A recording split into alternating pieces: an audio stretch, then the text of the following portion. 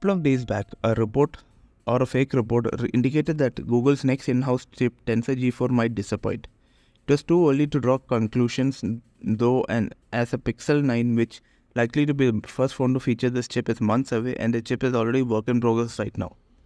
The leak benchmark was not an early good look, but one leakster had said that any fear that the chip will be a letdown.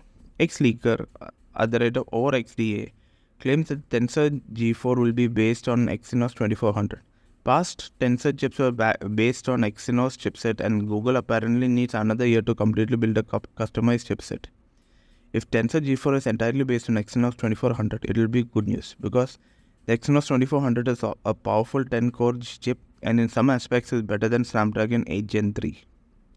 The Tensor G4 will be an 8-core chip with one Cortex X4 core clocked at 3.1 GHz, 3 Cortex A720 cores running at 2.6 GHz, and 4 Cortex A520 cores with frequencies of 1.95 GHz. Additionally, the chip is rumored to have a Mali G715 GPU instead of the AMD RDNA3 based LX940 GPU.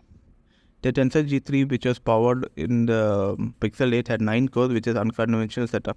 Most chip makers, including Qualcomm, stick to 8, so the G4 isn't a downgrade, it has only 1 core less. Google will utilize latest ARM cores, which will be running at a higher clock speed, so we can expect a nice speed jump.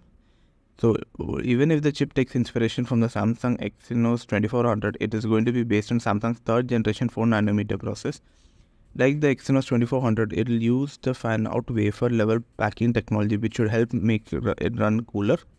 While it might not be as snappy as Snapdragon 8 Gen 3 or Exynos 2400, it will be a decent improvement over the G3.